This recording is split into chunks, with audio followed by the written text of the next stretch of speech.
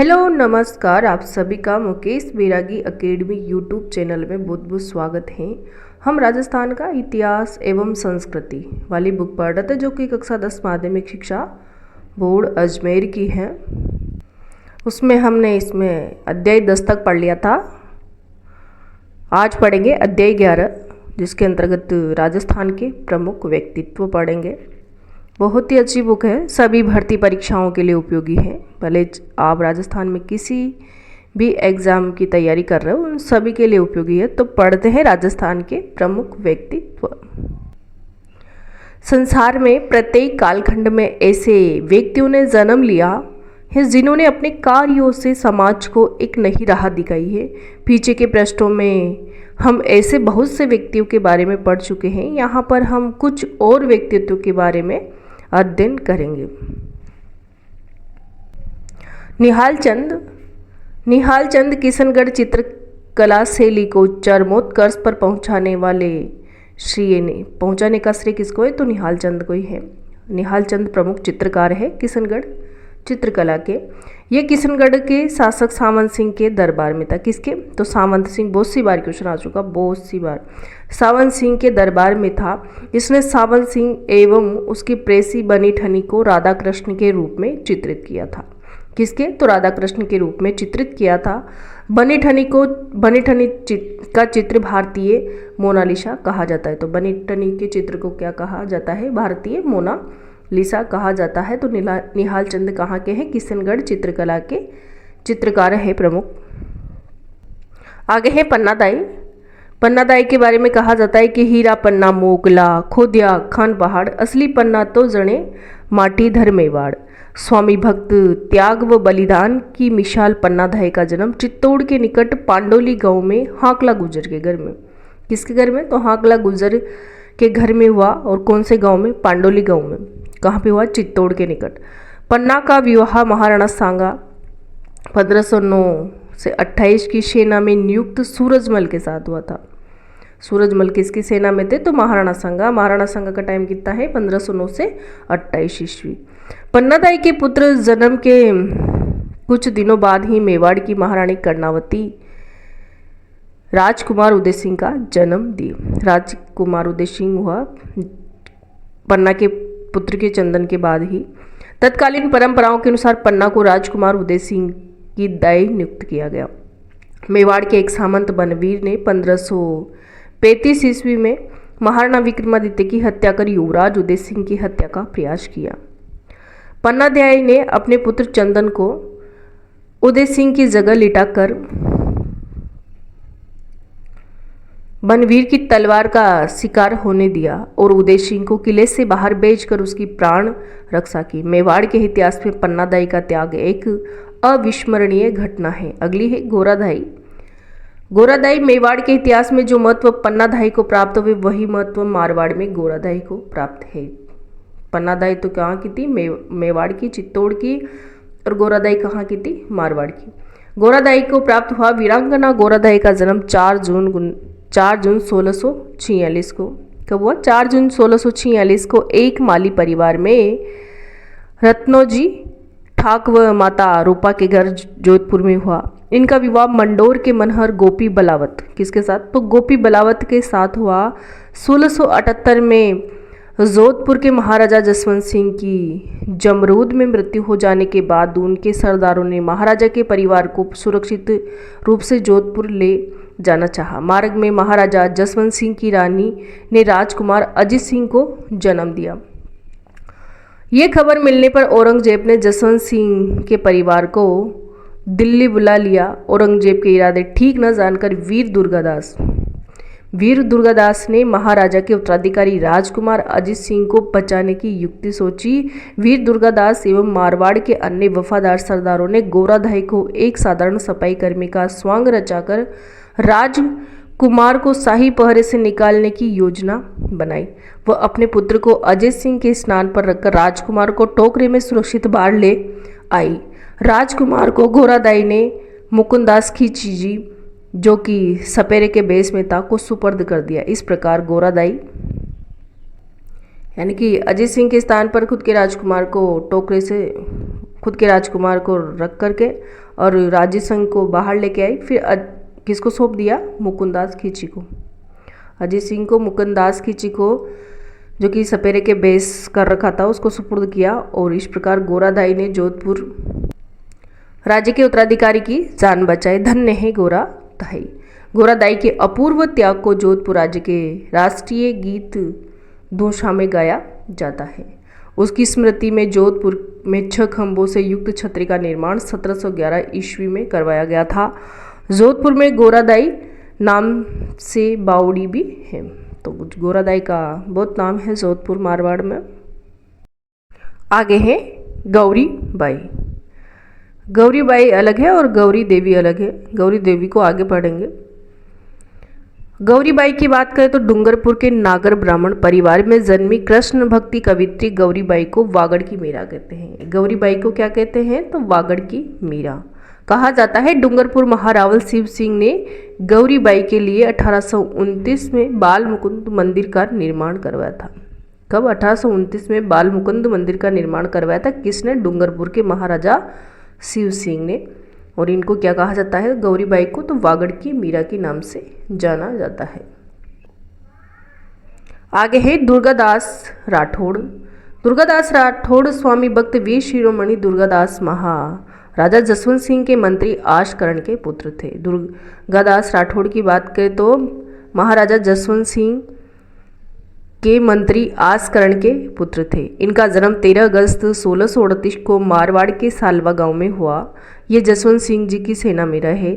महाराजा की मृत्यु के बाद उनकी रानियों तथा खालसा हुए जोधपुर के उत्तराधिकारी अजीत सिंह की रक्षा के लिए मुगल सम्राट औरंगजेब से उनकी मृत्यु पर्यंत 1707 ईस्वी में राठौड़ सिसोदिया संघ का निर्माण कर संघर्ष किया। शाहजादा अकबर को औरंगजेब के विरुद्ध सहायता दी तथा उसके पुत्री बुलंद अख्तर व सफियतु निसा को इस्लामोचित शिक्षा देकर मित्र धर्म निभाया एवं सहिष्णुता का परिचय दिया। अंत में महाराजा अजीत सिंह से अनबन होने पर कुटुंब मेवाड़ चले आए और अपने स्वावलंबी होने का परिचय दिया। दुर्गादास की मृत्यु उज्जैन में 22 नवंबर 1718 ईस्वी में हुई। उनकी वीरता एवं साहस के गुणगान में मारवाड़ में ये उक्ति प्रचलित थी कि मैड ऐसा पूत जन जैसा दुर्गादास। अगले प्रमुख व्यक्ति है दुरसहाड़ा। दुरसहाड़ा अकबर के समकालीन। दुरसहाड़ा किसके समकालीन थे? दुरसहाड़ा तो अकबर के समकालीन थे। दुरसहाड़ा ने महाराणा प्रताप एवं राव चंद्रसेन के देश प्रेम की भावना का यशोगान किया। विरुद्ध छतहरी जो कि इनकी सबसे प्रसिद्ध रचना है। विरुद्ध छतहरी किसकी है? दुरसहाड़ा की। किरत बावनी, वीरमदेव सोलंकी रादुहा आदि इनकी। विरुद्ध छतहरी, किरत बावनी और वीरमदेव सोलंकी रादुहा किनकी रचनाएं हैं? तो दुरसहाड़ा की। अगले प्रमुख व्यक्ति है दयालदास। दयालदास की बात करें तो बीकानेर रे राठौड़री ख्यात के रचनाकार दयालदास का जन्म 1798 ईस्वी में बीकानेर के कुड़िया नामक गांव में हुआ। कहाँ? बीकानेर के कुड़िया नामक गांव में हुआ 1798 ईस्वी को। दयालदास श्री ख्यात की हस्तलिखित प्रति में राठौड़ों की उत्पत्ति से लेकर महाराजा सरदार सिंह के राज्यारोहण 1851 ईस्वी तक का इतिहास है। अगर दयालदास बीकानेर राठौड़ारी ख्यात की बात करें तो राठौड़ों की उत्पत्ति से लेकर के सरदार सिंह के राज्यारोहण तक की बात है इसमें। दयालदास श्री ख्यात में हस्तलिखित प्रति में राठौड़ों की उत्पत्ति से लेकर के सरदार सिंह के राज्यारोहण 1851 ईस्वी तक का इतिहास लिखा गया। यह ख्यात बीकानेर राजवंश का विस्तृत विवरण जानने, मुगल मराठों के राठौड़ों के संबंध जानने, फरमान निशान आदि के राजस्थानी के अनुवाद तथा बीकानेर की प्रशासनिक व्यवस्था के समझने के लिए महत्वपूर्ण है। अगले प्रमुख व्यक्ति है कविराज श्यामलदास।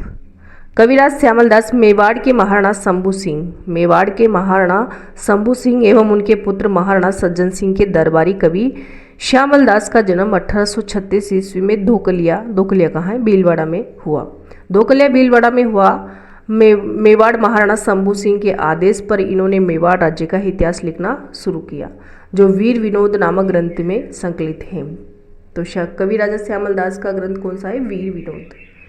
ब्रिटिश भारत सरकार ने इसको केसरिया हिंद की उपाधि दी तथा महाराणा मेवाड़ ने इसको कवि राजा की उपाधि दी। जो मेवाड़ के महाराणा थे शंभू सिंह, इन्होंने इनको किसकी उपाधि दी? कवि राजा की उपाधि दी। और केसरिया हिंद की उपाधि किसने दी? ब्रिटिश सरकार ने दी। और इनका प्रमुख ग्रंथ कौन सा है? वीर विनोद।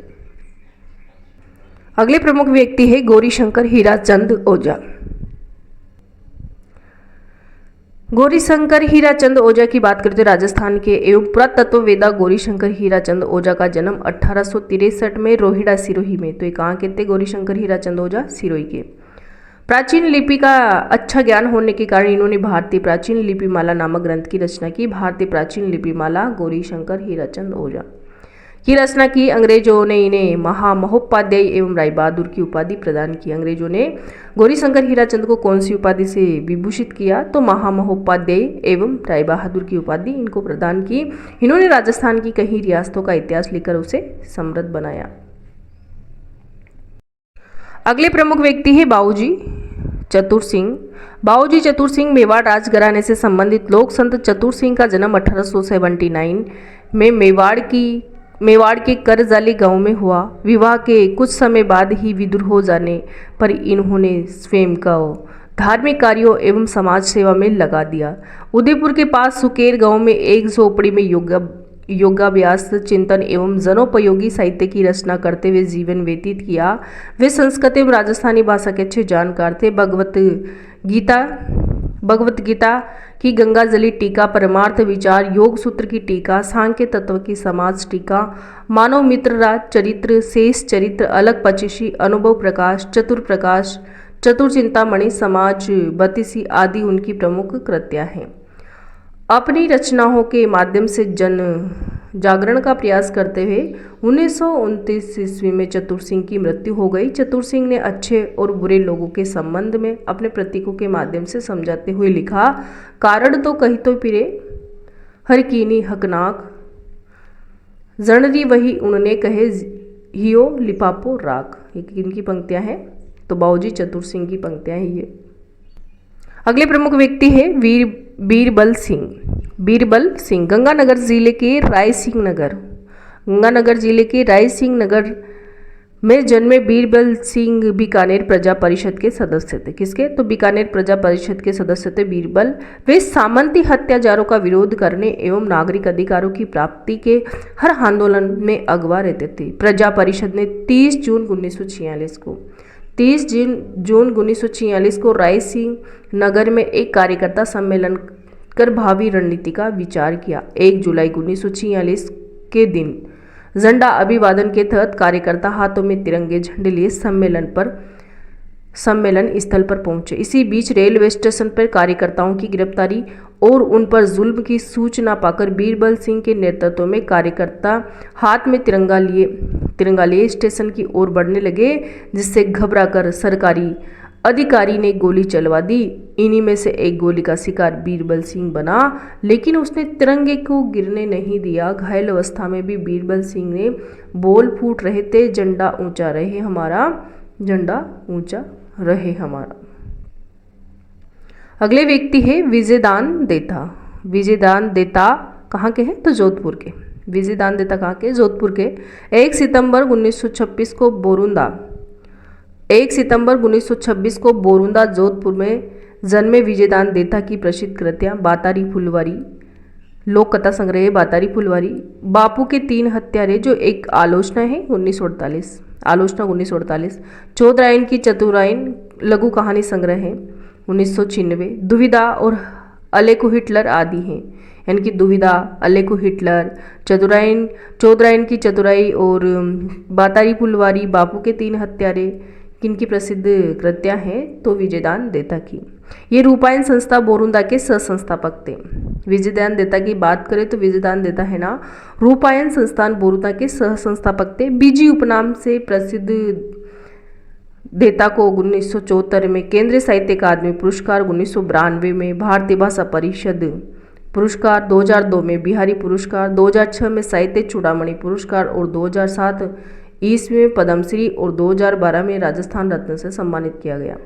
इनको बीजी उपनाम से प्रसिद्ध ये है। और इनको है ना 1974 में कौन सा केंद्रीय साहित्य अकादमी, 1992 में कौन सा तो भाषा साहित्य भारतीय भाषा परिषद पुरस्कार, 2002 में बिहारी पुरस्कार, 2006 में साहित्य चूड़ामणि पुरस्कार और 2007 में पद्मश्री पुरस्कार और 2012 में राजस्थान रत्न से सम्मानित किया गया। उनकी एक लोक कथा पर मणिकौल ने पहले दुविधा फिल्म भी बन चुकी है इनकी रचना के आधार पर। फिर इसी कथा पर अमोल पालेकर ने पहेली नामक फिल्म बनाई, यानी कि पहेली और दुविधा इनकी रचना पर आधारित फिल्म है।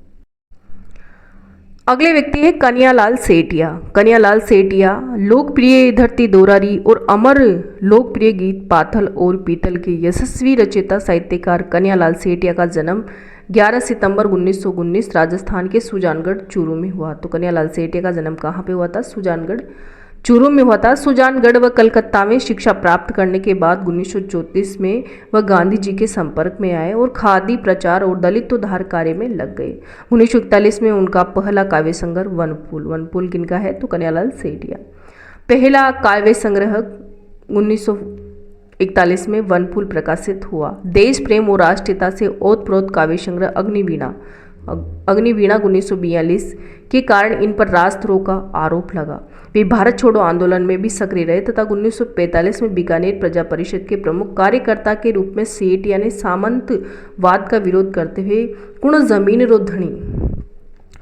जमीन रो धनी कविता के माध्यम से कृषक समुदाय को जागृत किया। राजस्थान निर्माण के दौरान आबू को राजस्थान में सम्मिलित करवाने के लिए उन्होंने संघर्ष किया। हल्दीघाटी चतुशताब्दी समारोह 1976, चित्रकूट मेला 1976, पश्चिमी सांस्कृतिक परिषद उदयपुर आदि में सक्रिय भागीदारी निभाकर उन्होंने राजस्थान की विरासत के संरक्षण में महत्वपूर्ण भूमिका निभाई। सेठिया को अपनी साहित्यिक रचनाओं के लिए अनेक पुरस्कारों में से सम्मानित किया गया। 1976 में इन्हें अपनी कृति लीलन टास के लिए केंद्रीय साहित्य अकादमी नई दिल्ली द्वारा पुरस्कृत किया गया। 1988 में उन्हें निर्ग्रंथ के लिए मूर्ति देवी पुरस्कार और 1987 में शबद के लिए सूर्यमल मिश्रण पुरस्कार, सत्यवादी के लिए टाटिया पुरस्कार से सम्मानित किया गया। तो इनकी प्रमुख रचनाएं हैं लीलन टास, निर्ग्रंथ और शब्द और सत्यवादी। तो इनके लिए इनको पुरस्कार मिल चुका है। 2004 में उन्हें पद्मश्री, 2012 में राजस्थान रत्न से सम्मानित से नवाजा गया। सेठिया ने राजस्थान भाषा को संवैधानिक मान्यता दिलाने की दिशा में भी अधिक प्रयास किए। 1 नवंबर 2008 को कलकत्ता में कन्हैयालाल सेठिया का निधन हो गया। अगली प्रमुख व्यक्ति है अल्लाह जिला बाई केसरिया बालम आओ नी पधारो हमारे देश।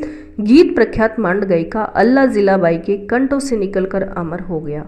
इनका जन्म 1 फरवरी 1902 को बीकानेर में हुआ।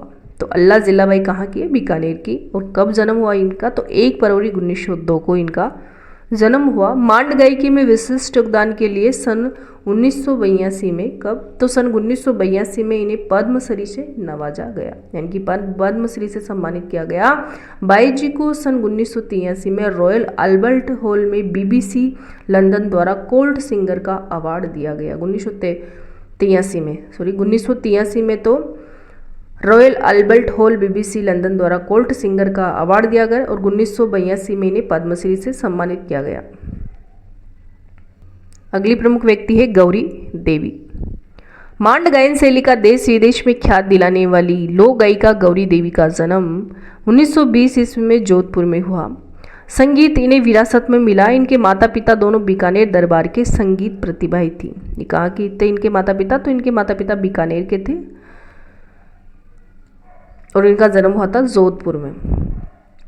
मास्को में आयोजित भारत महोत्सव में गौरी देवी ने मांड गायिकी से श्रोताओं को सम्मोहित कर प्रदेश का नाम रोशन किया।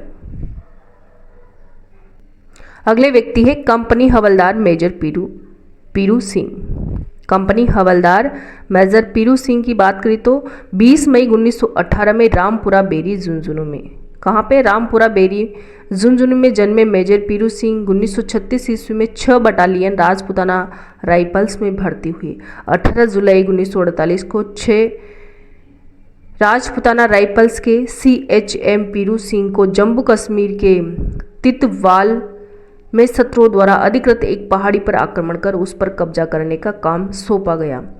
अपनी अंतिम सांस लेने से पहले उन्होंने दुश्मन के ठिकानों को नष्ट कर दिया। इन्हें मरणोपरांत परमवीर चक्र से सम्मानित किया गया। परमवीर चक्र से सम्मानित होने वाले ये पहले राजस्थानी थे। कौन? मेजर पीरू सिंह है ना, परमवीर चक्र से सम्मानित होने वाले पहले राजस्थानी थे। अगले व्यक्ति हैं मेजर शैतान सिंह। मेजर शैतान सिंह बाणासुर के शहीद के नाम से प्रख्यात मेजर शैतान सिंह का जन्म 1 सितंबर 1924 को जोधपुर जिले के फलोदी तहसील के, अभी फलोदी भी नया जिला बन गया है, फलोदी के बाणासुर गांव में हुआ। शैतान सिंह भारतीय सेना में भर्ती हो गए। 17 नवंबर 1962 को जब चीन ने लद्दाख क्षेत्र की चुशुल चौकी पर आक्रमण किया, उस समय इस चौकी की रक्षा की जिम्मेदारी मेजर शैतान सिंह की चार्ली कंपनी पर थी। अपने 120 साथियों के साथ उन्होंने चीनी सेना को 2 बार पीछे हटने पर मजबूर कर दिया। जब उनके पास केवल 2 सैनिक शेष रह गए और वे स्वयं भी बुरी तरह घायल हो गए तो उन्होंने दोनों सैनिकों के पीछे चौकी पर सूचना देने के लिए भेज दिया और स्वयं अकेले ही गोलीबारी करते रहे। 38 वर्ष की आयु में 18 नवंबर 1962 को मातृभूमि के इस लाडले ने शत्रु से लड़ते हुए अपनी प्राणों की कुर्बानी दे दी और मेजर शैतान सिंह को मरणोपरांत परमवीर चक्र से सम्मानित किया गया। तो इनको भी परमवीर चक्र से सम्मानित किया गया, मेजर शैतान सिंह को मरणोपरांत। अगले व्यक्ति है स्वामी केशवानंद।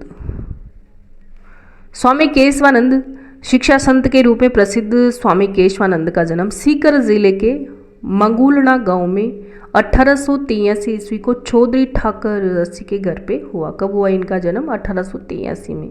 कहाँ पे? तो सीकर जिले के मंगुलना गांव में हुआ। इनके बचपन का नाम बिरमा था। स्वामी केशवानंद के बचपन का नाम क्या था? तो बिरमा था। गांधी जी से प्रभावित होकर इन्होंने 1921 ईस्वी से 1931 ईस्वी तक स्वाधीनता आंदोलन में भाग लिया और जेल यात्रा की।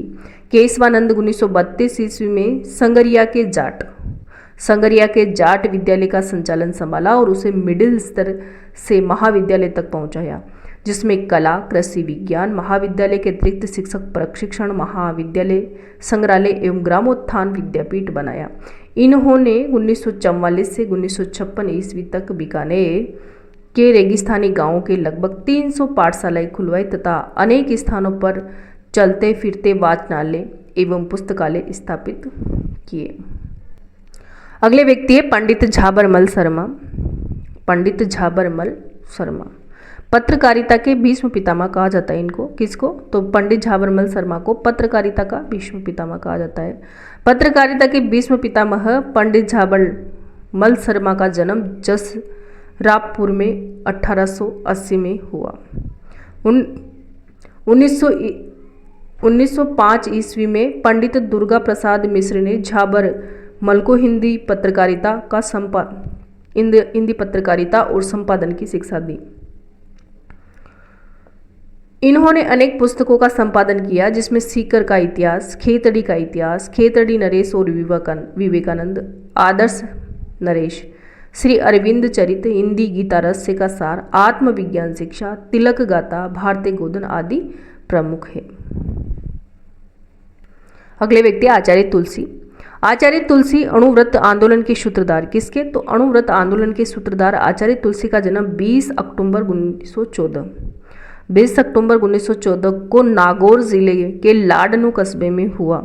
22 वर्ष की आयु में वे तेरा पंथ संघ के 9वें आचार्य बन गए। कितने? कौन से नंबर के? तो 9वें नंबर के आचार्य बन गए। नीति तक के उत्थान के लिए उन्होंने 1949 ईस्वी में अणुव्रत आंदोलन का सूत्रपात किया और जनमानस को जोड़ने हेतु 1 लाख किलोमीटर की पदयात्राएं की। आचार्य तुलसी का संदेश है इंसान पहले इंसान फिर हिंदू या मुसलमान। प्रमुख है इंसान पहले इंसान फिर हिंदू या मुसलमान। किसका संदेश है? आचार्य तुलसी का। इंपॉर्टेंट है। अगले व्यक्ति आचार्य नानेश मुनि। इनका टाइम है 1920 से 1999 ईस्वी। आचार्य नानेश मुनि मेवाड़ के दाता गांव में अपना जन्म मोड़ीलाल श्रृंगार बाई के घर हुआ। आपके बचपन का नाम गोवर्धन नाना था। बचपन से ही वैराग्य भावना से ओतप्रोत रहे। योग गुरु की तलाश में कोटा में गणेश लाल जी महाराज के पास पहुँचे और उन्हें अपना गुरु बना लिया। दाता के पास ही कपासन ग्राम में विक्रम संवत 1996 पौष शुक्ल अष्टमी को आपने दीक्षा प्राप्त की। 1952 में आपको गुरु द्वारा आचार्य पद प्रदान किया गया। आचार्य नरेश मुनि ने व्यक्ति से लेकर विश्व तक को अशांत वातावरण से शांत वातावरण प्राप्त करने हेतु समता दर्शन का संदेश दिया। उन्होंने कहा कि जीवन में हर परिस्थिति में क्षमता धारण करना ही धर्म है। आपने ध्यान साधना की पद्धति विकसित की ताकि व्यक्ति तनाव मुक्त जीवन जी सके।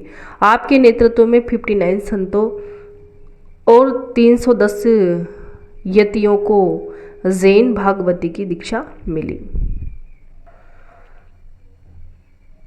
यानी कि आपके ही नेतृत्व में 59 संतों और 310 यतियों को जैन भागवती की दीक्षा मिली। आपने मालवा प्रांत की बलाई जाति के लोगों को मांसाहार जैसे बुरे व्यसनों से मुक्त कराकर अहिंसा और सत्य के मार्ग पर प्रवृत्त किया।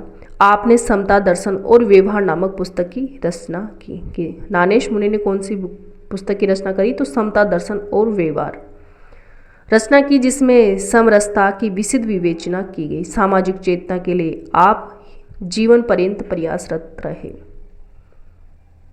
अगले हैं कोमल कोठारी। कोमल कोठारी के जन्म की बात करें तो कोमल कोठारी का जन्म 4 मार्च 1929 को चित्तौड़गढ़ जिले के कपासन कस्बे में हुआ। इन्होंने लोक संस्कृति के उन्नयन में अपना संपूर्ण जीवन लगा दिया। इन्होंने 1960 ईस्वी में जोधपुर जिले के बोरुंदा कस्बे में रूपायन नामक संस्था की स्थापना की। तो रूपायन नामक संस्था की स्थापना किसने की? कोमल कोठारी ने। कब? 1960 में। कहाँ? जोधपुर जिले में, याद रखना है। अगले व्यक्ति है कृपाल सिंह शेखावत। कृपाल सिंह शेखावत, शिल्प गुरु कृपाल सिंह शेखावत का जन्म सीकर जिले के महू ग्राम में 1922 में हुआ। इन्होंने ब्लू पोट्री पर चित्रांकनों के माध्यम से अंतर्राष्ट्रीय पहचान बनाई। किसके कलाकार है? ब्लू पोट्री के। कौन? कृपाल सिंह शेखावत। 1974 में इन्हें पद्मश्री से सम्मानित किया गया। अगले व्यक्ति है जगजीत सिंह। जगजीत सिंह का जन्म 8 फरवरी 1941 को श्री गंगानगर कस्बे में एक सिख परिवार में जन्मे। गजल गायक है ये जगजीत सिंह। गजल गायक जगजीत सिंह का 10 अक्टूबर 2011 को निधन हो गया। इन्हें मरणोपरांत राजस्थान सरकार ने 31 मार्च 2012 को, कब? तो 31 मार्च 2012 को राजस्थान रत्न पुरस्कार से नवाजने की घोषणा की। तो जगजीत सिंह कहाँ के? श्री गंगानगर कस्बे के और एक गजल गायक हैं। अगले व्यक्ति पंडित विश्व मोहन भट्ट। पंडित विश्व मोहन भट्ट 12 जुलाई 1950 को जयपुर में पंडित विश्व मोहन भट्ट का जन्म हुआ। 1965 ईस्वी में 1965 में इन्होंने देश विदेश में संगीत प्रस्तुतियां देनी शुरू की। 1994 में इन्हें विख्यात ग्रैमी पुरस्कार मिला। भट्ट ने गिटार में सितार, सरोद और वीणा के 14 अतिरिक्त तारों के सटीक और अद्भुत मुहावरों का समन्वय करके मोहन वीणा का आविष्कार किया। तो पंडित विश्व मोहन भट्ट ने मोहन वीणा का आविष्कार किया है। अगले व्यक्ति है कपूर चंद कुलिस। कपूर चंद कुलिस 20 मार्च 1926 को टोंक जिले के सोड़ा गांव में कपूर चंद कुलिस का जन्म हुआ। 1951 में कुलिस ने पत्रकार जीवन की शुरुआत की और 7 मार्च 1956 को सांदेगाल दैनिक के रूप में राजस्थान पत्रिका की शुरुआत की। राजस्थान पत्रिका की शुरुआत कपूर चंद कुलिस। ग्रामीण जनजीवन व सामाजिक व्यवस्था पर मैं देखता चला गया श्रृंखला लिखी, जो राजस्थान के ग्रामीण परिवेश का प्रामाणिक दस्तावेज मानी जाती है। कुलिस ने पोलम पोल नाम से डुंडाड़ी में नियमित कॉलम लिखा, जो उनकी साहित्यिक वसीयत मानी जाती है। अगले व्यक्ति है डॉक्टर पीके सेठी। डॉक्टर पीके सेठी जयपुर पुट के जनक। किसके? जयपुर पुट के जनक डॉक्टर पीके सेठी ने सवाई मानसिंह चिकित्सालय में कार्यरत रामचंद्र के सहयोग से 1969 यानी कि 1969 ईस्वी में दिव्यांगों के लिए नकली पैर जयपुर पुट विकसित किया। इस कार्य के लिए इन्हें Ramon Magsaysay award, doctor B C Roy सम्मान, पद्मश्री सम्मान तथा Rotary International award for world understanding and peace पुरस्कार प्राप्त हुए। आगे इसके प्रमुख क्वेश्चन देखते हैं। जैसे स्वामी केशवानंद का जन्म किस जिले में हुआ, तो सीकर में। जयपुर पुट के जनक जो भी देखा है कौन है, डॉक्टर पी के सेठी। इंसान पहले इंसान फिर हिंदू या मुसलमान का संदेश किसने दिया, आचार्य तुलसी ने। वागड़ की मीरा किसे कहा जाता है, तो गौरीबाई को कहा जाता है। और परमवीर चक्र से सम्मानित होने वाले प्रथम राजस्थानी कौन थे, फिरू सिंह। तो ये था आज का टॉपिक, राजस्थान के प्रमुख व्यक्तित्व, अध्याय 11 की ये लास्ट टॉपिक था इस बुक का। तो वीडियो देखने के लिए आपको बहुत बहुत धन्यवाद। वीडियो कैसा लगा कमेंट बॉक्स में कमेंट करके बताइए, और अच्छा लगा हो तो लाइक करें, शेयर करें और चैनल को सब्सक्राइब करें। Thank you.